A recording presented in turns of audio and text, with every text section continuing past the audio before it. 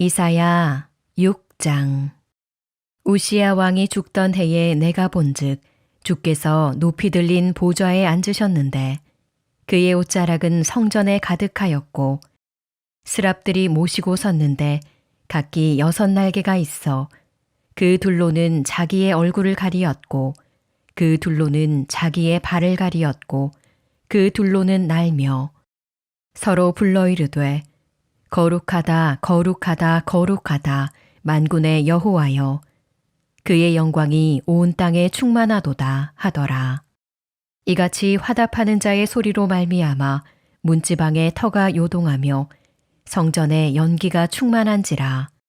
그때에 내가 말하되 화로다 나여 망하게 되었도다. 나는 입술이 부정한 사람이요 나는 입술이 부정한 백성 중에 거주하면서 만군의 여호와이신 왕을 베었음이로다 하였더라. 그때에 그 스랍 중에 하나가 부젓가락으로 제단에서 집은 바 핀 숯을 손에 가지고 내게로 날아와서 그것을 내 입술에 대며 이르되 보라 이것이 내 입에 닿았으니 내 악이 제하여졌고 내 죄가 사하여졌느니라 하더라.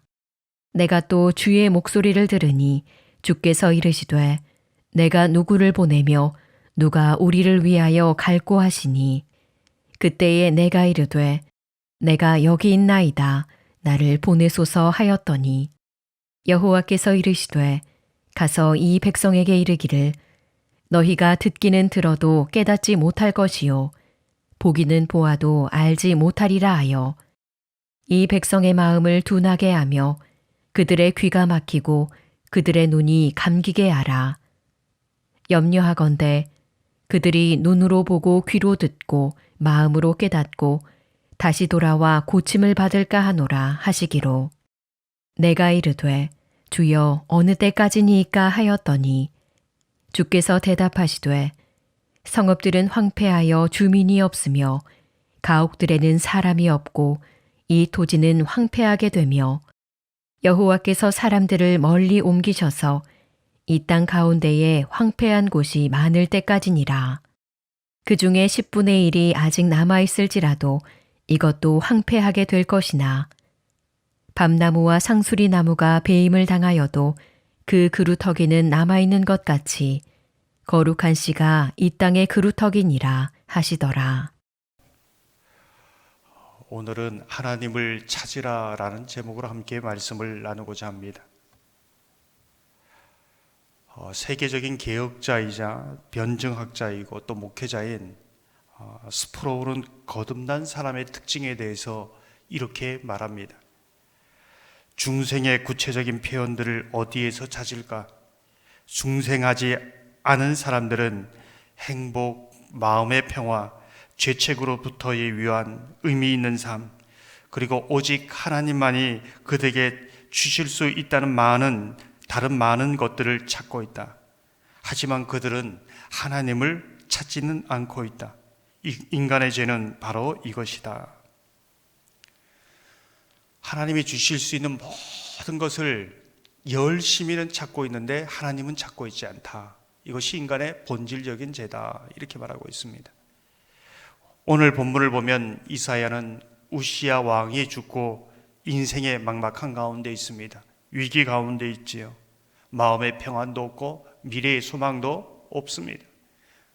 그러한 어려운 때에 어디를 찾고 있느냐, 누구를 찾고 있느냐, 이제 이 부분을 보여주고 있습니다. 1절 보면 이렇게 말씀합니다.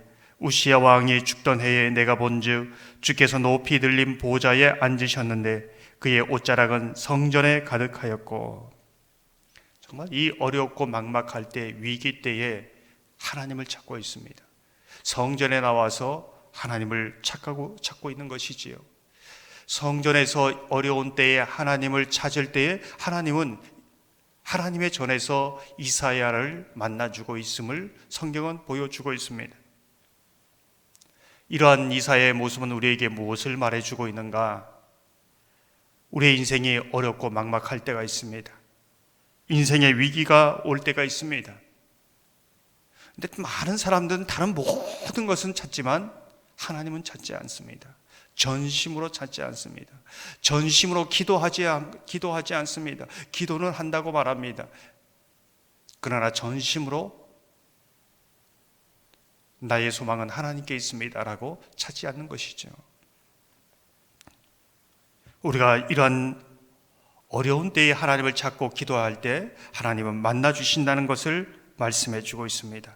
기도할 때에 응답해 주신다는 것을 오늘 이사야를 통해 우리에게 말씀해 주고 있는 것이지요. 사랑하는 성도 여러분, 2024년 밝을 때나 어두울 때도 있을 겁니다. 평탄할 때도 있고 막힐 때도 있을 것입니다. 오늘 이사야처럼 언제나 하나님의 전에 나와 하나님을 찾고 또 하나님께 기도하시길 바랍니다. 기도하실 때 하나님을 만나는 역사가 있기를 소망합니다. 하나님 앞에 기도할 때 그 기도가 응답되는 은혜가 있기를 주님의 이름으로 축원합니다.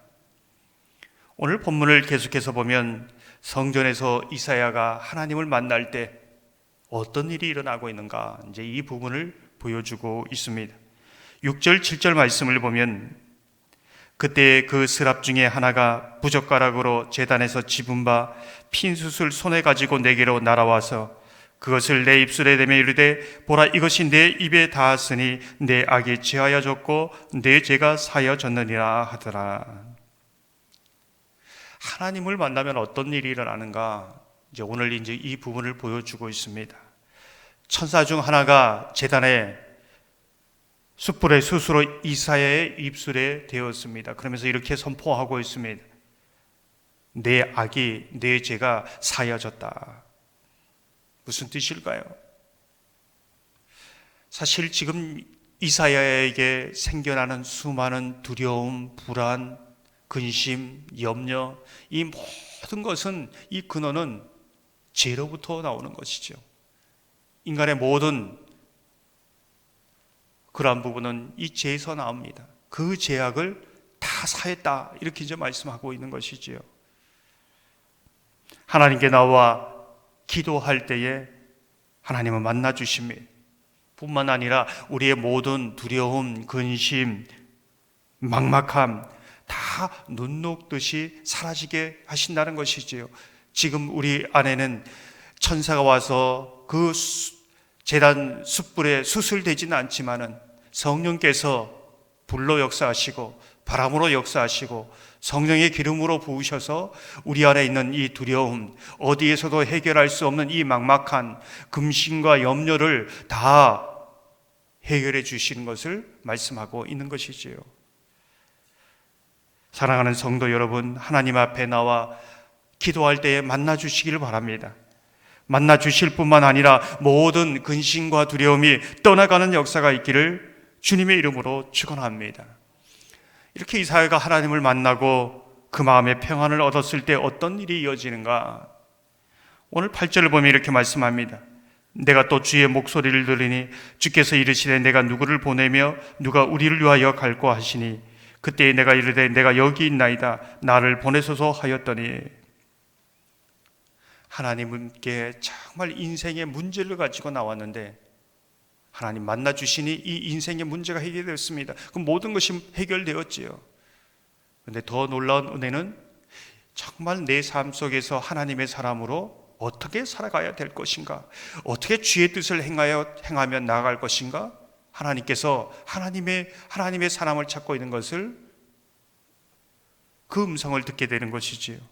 정말 우리의 삶 속에서 하나님의 기뻐하는 것이 무엇인지, 내 삶 속에서 정말 하나님의 뜻을 이룬다는 것이 무엇인지를 알려줍니다. 보여줍니다. 거기에 응답하면서 이제 그 삶이 문제만 붙들려서 살고 있는 것이 아니라, 늘 근심과 염려와 두려움에 붙들려 사는 삶이 아니라 하나님의 사명을 이루고 하나님의 뜻을 이루는 삶으로 나아가고 있음을 보여주고 있는 것이지요.